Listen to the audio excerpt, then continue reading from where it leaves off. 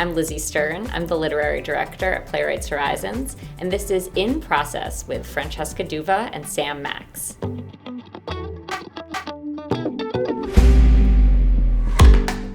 At Abrams, I did a performance where I performed the piece toward the end, and I started hysterically crying after. That was also very recent after my dad did die, and I can be overwhelmed sometimes by the content. I try to not let that.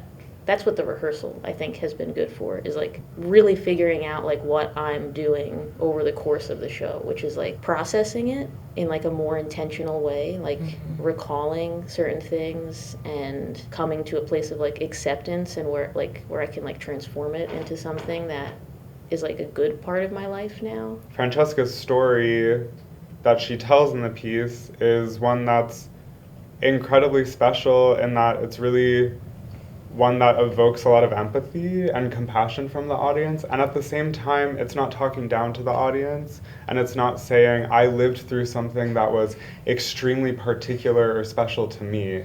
It's sort of using the performer body and voice to say I am one of you all, and even though this story that I'm telling might not be yours specifically as well, we've had a lot of people have contact with and rub up against the piece who have dealt with grief in their own ways as a part of the COVID-19 pandemic, and also, just anyone who's had a loved one in the hospital or, has touched grief in some way.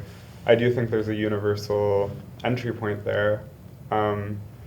And I see the piece as really one that gives people permission. I think it gives people permission to feel, to reflect on their own relationships with the themes. And also on a formal level, I think hopefully it's inspiring to give people permission to be very open about what this conversation about grief can include.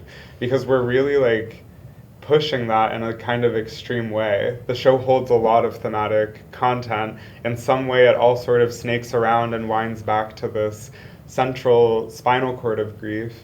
But, it gives people permission to laugh about what that is to them, and also, maybe look inward in a kind of psychoanalytic way and understand how the sort of traditional narratives around grief can be more open, can be more associative, and I like that the show holds all of that at once.